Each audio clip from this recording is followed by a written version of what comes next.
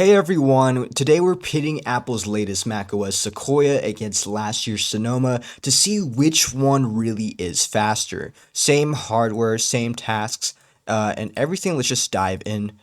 So first let's talk about the Sequoia because there's a quick note on the test rig. This is a 2021 14-inch MacBook Pro with the M1 Pro chips and 16 gigabytes of RAM and a 1 terabyte SSD. I've got two clean partitions, one running Sonoma, one running Sequoia. Everything is updated, brightness set to 50%, battery at 80%, reboot between each test, and I'm averaging these 3 runs per metric, so our numbers don't bounce around too wildly. So first up, cold boot time. So on Sonoma, it takes around 25 seconds from power on to desktop. On Sequoia, it's actually surprisingly snappier at around 21 seconds. So roughly a 15% improvement, not bad for just an OS update. Next, the wake up from sleep, Sonoma takes around 1.5 seconds, whereas Sequoia clocks in at 1.1 seconds. And basically, it feels instantaneous, almost like a screen unlock pop up more than a real wake up process because you're opening the lid anyway, right? So it's already starting the process when you're opening the lid. So you have to take that into account. So if you're hopping in and out of your Mac all day, Sequoia also gives you that extra tactile feel of speed. And let's fire up some of the real world applications. I'm launching Safari, Final Cut Pro, Xcode, and Photoshop, universal apps that matter to most creatives. And Sonoma takes 1.2 seconds to launch Safari, and Sequoia takes around just 1 second. And Final Cut Pro takes 5.1 seconds. And then for Sequoia, when I launched Final Cut Pro, it took 5.1 seconds.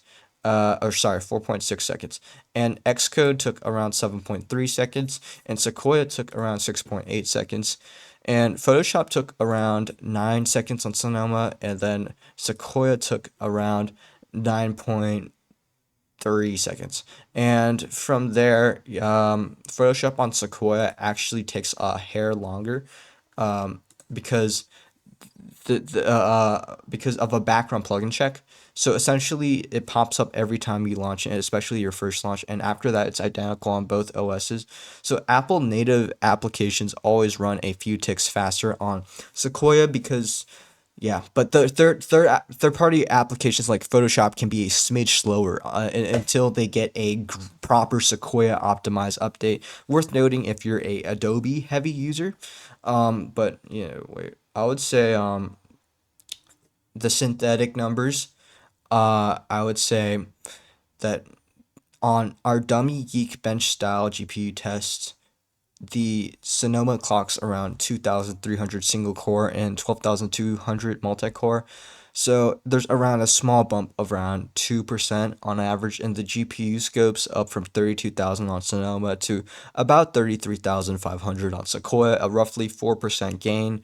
And it's nothing earth shattering, but if you're seeing how it adds up, if you're doing heavier number crunching or 3D work, it's also something to take into consideration because the bottom line is Sequoia under the hood tweaks do give you a tiny edge, especially on Apple Silicon devices, and the real world tasks like exporting a 4K H.265 clip in Final Cut Pro. Sonoma took around 4 minutes 15 seconds, and Sequoia took about 4 minutes 5 seconds, a 10-second saving. And so Sequoia finished in Xcode a full release build of a 2,000 file Swift project. It took about 1 minute 30 seconds on Sonoma, and then 1 minute 26 seconds on Sequoia. And lastly, Safari's JavaScript speedometer, Sonoma scored around 400 points, while Sequoia hit 440, roughly a 10% uplift in page scripting speed. So if you're a video editor or a developer, Sequoia 100% shaves off a few seconds each run.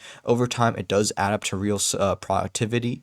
And in the watch YouTube loop tests, playing a 1080p video continuously for 30 minutes, both OSs ate about 5% battery, and basically Sequoia's new background process and smart AI features don't throttle your battery life unless you explicitly turn them on. And that's like what I would say is like the general overview about Sequoia, Sonoma, and how these OSs speed in terms of each other. And yeah, thanks for watching this video. Like and subscribe for more content. See you later.